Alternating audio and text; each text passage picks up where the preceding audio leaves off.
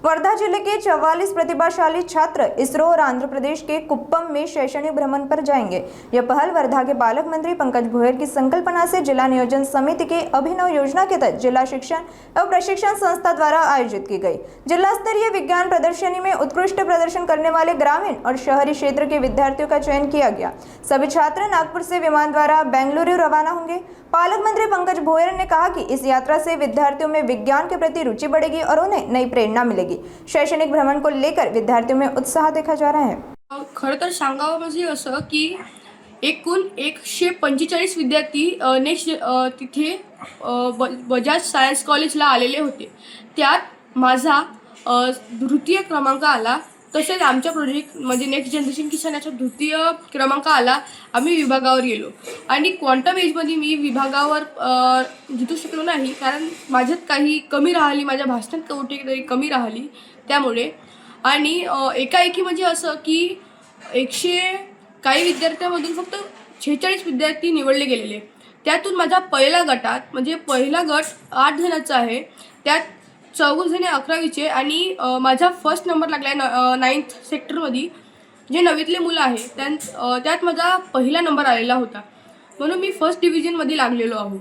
त्यात मला खूप आनंद वाटला आणि राहिली ती गोष्ट याची की मी सिलेक्ट कसं झालो, तर ते झाले आहे की मी जेव्हा विभागावर गेलेलो होतो तेव्हा तिथे एक निरीक्षण टीम आलेली होती। त्यांनी आमचे भाषण ऐकले व आम्हाला प्रोत्साहन केले व आमची निवड इस्रो येथे झाली। नेक्स्ट जनरेशन किसान आम्ही हे एक प्रोजेक्ट बनवलेलं होतं। त्यात शेतकरी दिवस रात्र राबतो आपल्या वावरात, तर आम्ही त्यात नेक्स्ट आर्टिफिशियल इंटेलिजन्स यूज केलेलं होतं। त्यामुळे वॉटर मोटर ऑटोमॅटिक ऑन होईल, शेतीत कोणतेही जनावर येणार नाही, कीटक येणार नाही, किडे जर आले, कोणतं डिसीज किंवा व्हायरस आलं तर ऑटोमॅटिक ते सगळं नष्ट होऊन जाईल, कारण की त्यांच्यावर एआयचा म्हणजे जे पूर्ण शेती आहे ते रोबोटद्वारे संचालन केलं जाईल। इस्रोला गेल्यावर मला खूप शिकायचं आहे, जसं की शुभांशु सरांना भेटायचं आहे, जे आता नुकताच स्पेसमधून आलेले आहे।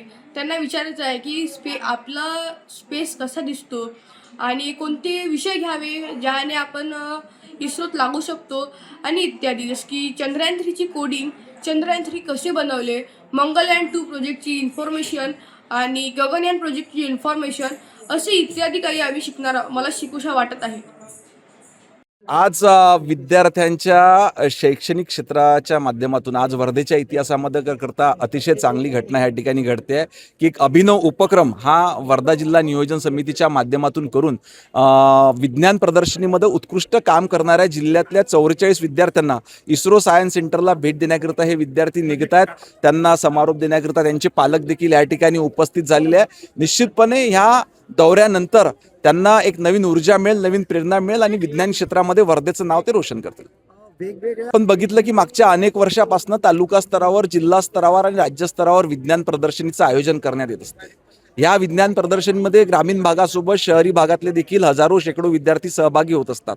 त्यांना अधिक प्रेरणा मिळाली पाहिजे, नवीन ऊर्जा मिळाली पाहिजे, जगात काय सुरू आहे याची माहिती मिळाली पाहिजे आणि त्या माध्यमातून विज्ञानामध्ये अजून नवीन रिसर्च झालं पाहिजे। या अनुषंगानं हाच दृष्टिकोन ठेवून त्या ठिकाणी वर्धा जिल्हा नियोजन समितीच्या माध्यमातून आज 44 विद्यार्थ्यांना आपण इस्रोला पाठवतो। पद्धतीनं जिल्हा स्तरावर उत्कृष्ट काम करणाऱ्या विद्यार्थ्यांना आपण इस्रो बेंगलोरला पाठवितो, त्याच पद्धतीनं राज्य स्तरावर उत्कृष्ट काम करणाऱ्या चांगल्या गुणवत्ता प्राप्त विद्यार्थ्यांना आपण नासा अमेरिकेला ह्या केंद्राला पाठवणार आहोत।